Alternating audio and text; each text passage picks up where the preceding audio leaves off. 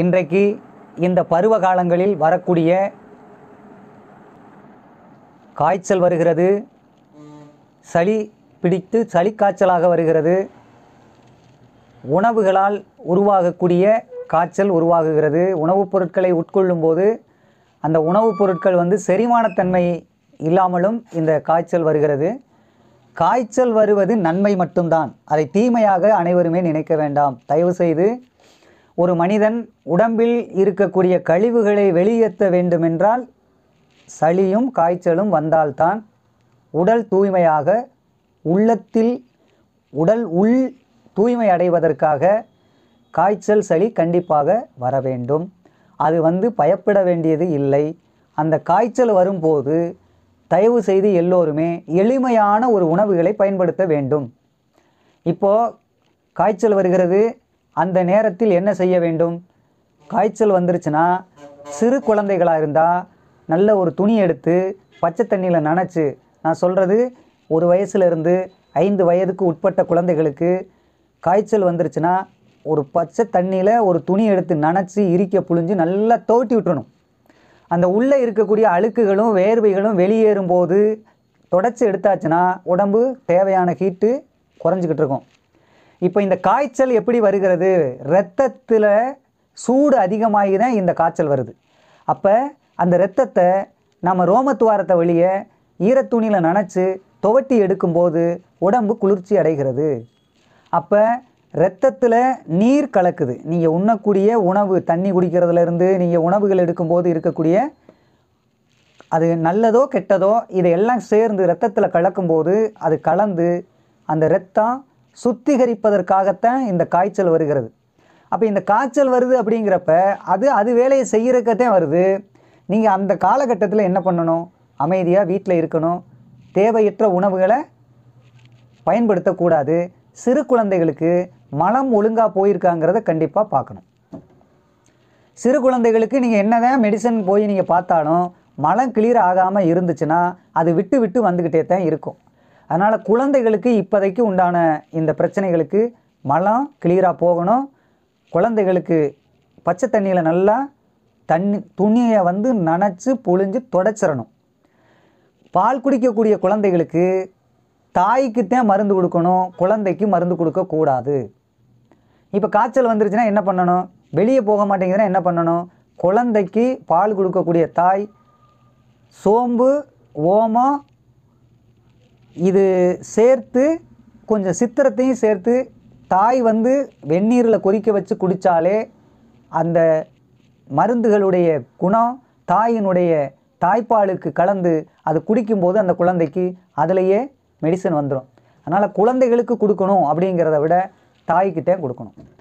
குழந்தைகளுக்கு உண்டான இந்த விஷயம். பெரிய மனிதர்களுக்குமே காய்ச்சல் வருது அப்படின்னா ஓரளவுக்கு ஒரு 5 வயசுக்கு மேலே உள்ள குழந்தைகளுமே நீங்கள் கிருணிப்பழம், முலாம்பழம் சொல்லுவோம், கிருணிப்பழம் சொல்லுவோம், வெள்ளரி பழம், இதெல்லாம் காய்ச்சல் வரும் காலகட்டங்களில் நீங்கள் கண்டிப்பாக நல்லா மிக்சியில் அடித்து ஜூஸாக குடிக்க பழகுங்க. பெரியவங்களாக இருந்தாலும் கிருணிப்பழம், நல்ல மாதுளம்பழ ஜூஸு இதுகெல்லாம் எடுத்துக்கிறங்க. ஏன்னா இந்த ரத்தம் சுத்தி ஆகும்போது துவர்ப்பு சத்தும் குளிர்ச்சியும் உடம்புக்கு தேவை. அதனால் எல்லாருமே அந்த காய்ச்சல் வரும்போது துவர்ப்பு சத்துக்களை எடுத்துக்கிறங்க. நீங்கள் எமர்ஜென்சிக்கு நீங்கள் போய் ஒரு சளி சிறப்பு எடுத்துக்கலாம், அல்லது நீங்கள் ஹாஸ்பிட்டலில் போய் நீங்கள் பார்த்துக்கிறதான் வேணும். முடிஞ்ச அளவுக்கு ஊசி மருந்து இதுகளையெல்லாம் பயன்படுத்தி குழந்தைகளுக்கு எளிமையாக உடனே போய் ஊசி மருந்து போடணும்னு சொல்லிட்டு கையில் நரம்பில் ட்ரிப்பு ஏற்றுறதுலாம் பிற்காலத்தில் குழந்தைகளுக்கு பாதிக்கும். அதனால் சிறு சிறு பிரச்சனைகளெல்லாம் நம்மளே தீர்த்துக்கிறணும், சரி பண்ணிக்கிறணும். காய்ச்சல் நல்லது, அதனால் பாதிக்குதுன்னு பயப்பட வேண்டாம்.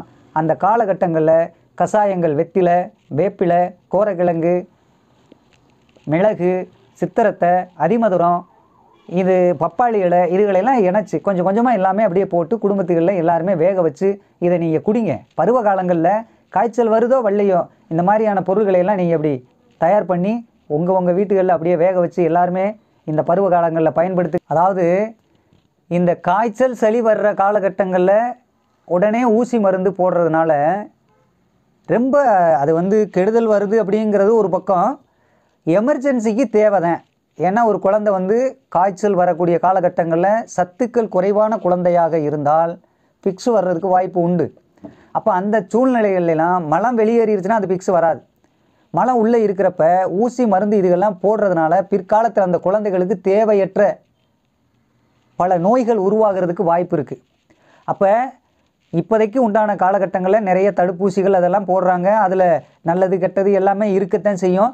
அதில் உணவுகளும் நம்ம உடம்புகளில் குழந்தைகளுக்கு ஆரோக்கியங்கள் இருந்துச்சுன்னா அதனால் பாதிப்புகள் பெருசாக வந்துடாது. ஆனால் மருந்துகள் உள்ளே போக போக அந்த குழந்தைகளுக்கு பாதிப்புகள் வர்றதுக்கு வாய்ப்பு இருக்குது. அதனால் பருவ காலங்களில் வரக்கூடிய இந்த சின்ன சின்ன பிரச்சனைகளுக்கெல்லாம் தொட்டதுக்கெல்லாம் போய் இப்போது கரண்டில் வைக்கிறாங்க. கரண்டில் வைக்கிறப்ப அந்த சளியை வெளியேற்றணுங்கிறக்கா கரண்டில் வைக்கிறாங்க.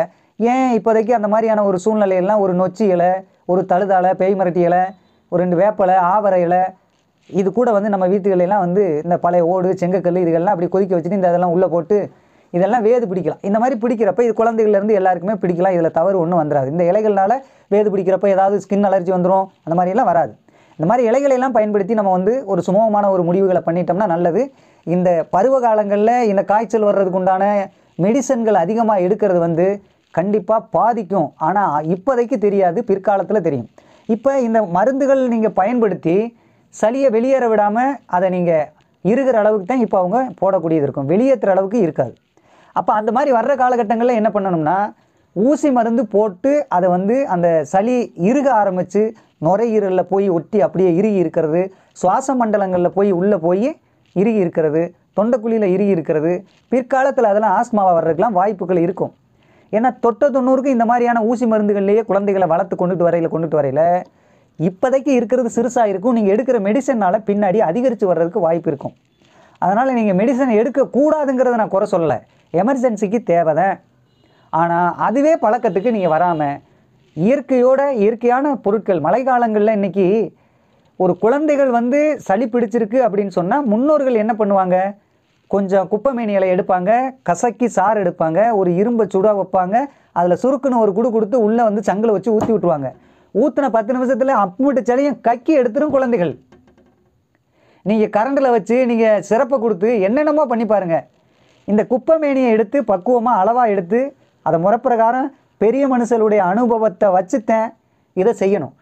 ஏன்னா குப்பைமேனி கோமா ஸ்டேஜுக்கு கொண்டுட்டு வர்றதுக்கு கூட பவர் இருக்குது. ஆனால் அது மாதிரி குணப்படுத்துறது மிகச்சிறந்தது. அது அந்த மாதிரி காய்ச்சலால் ஊசி மருந்துகள் பயன்படுத்துவது எமர்ஜென்சிக்கு எடுத்துக்கிறங்க, அதிகமாக பயன்படுத்துறதை குறைச்சிக்கிறங்க, அதுதான் நல்லது.